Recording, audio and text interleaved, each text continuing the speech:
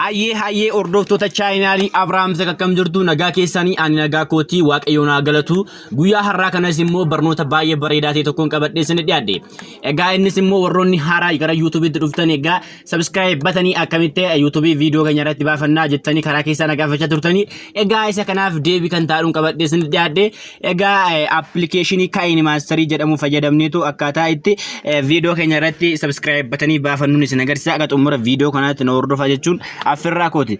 Egaa application Kaini Mastery isa kanadha warroonni hin beekne kinoo akkuma argitan kinoo isa kana qalama diimaatti maramedha.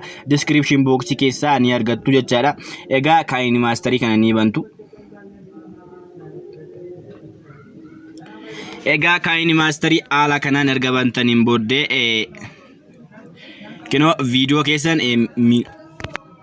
kunoo haala kanaan isinii dhufa jechaadha. Achiin booda media akka jettu kana ni argitu. Achiin booda video keessan filattu jechaadha. Video keessan filattu. Video keessan filattu jechaadha. Achiin booda right gootu jechaadha. Kinoo right gootu. Achiin booda subscribe batanii irratti baasuudhaaf kinoo laayar akka jettu kana ni dhugutu. Achiin booda media akka jedhu kunoo asitti isinii ba'a jechaadha. Kinoo asitti isinii ba'a isarratti click gootu.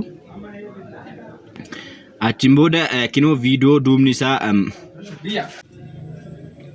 egaa kan duubni isaa magariisa ta'e subscribe batanii kana description box jala isiniifan kaa'aa achirraa download godhadhaan isin jedha. Egaa irratti click gootu jechaadha. Achiin booda haala kanaan isinii dhufa. Achiin booda kana isaa size isaan sirreessitu. Fakkeenyaaf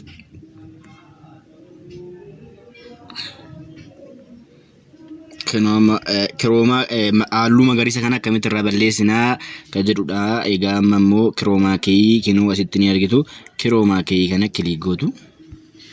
Achiin booda kinoo kana ni bantu jechaadha. Kinoo kana ni bantu. Achiin booda kunoo magariisni kun irraa isinii badee jira. Amma gaa video keessan bantu jechaadha.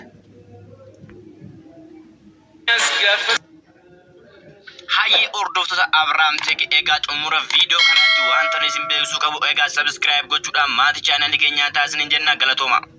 Egaa akkuma argitan kunoo subscribe bataniin irratti nu ba'ee jira. Egaa warroonni YouTube dhaaf haaraa taatan kunoo haala kanaan subscribe video keessan irratti baafachuu dandeessu jechuudha.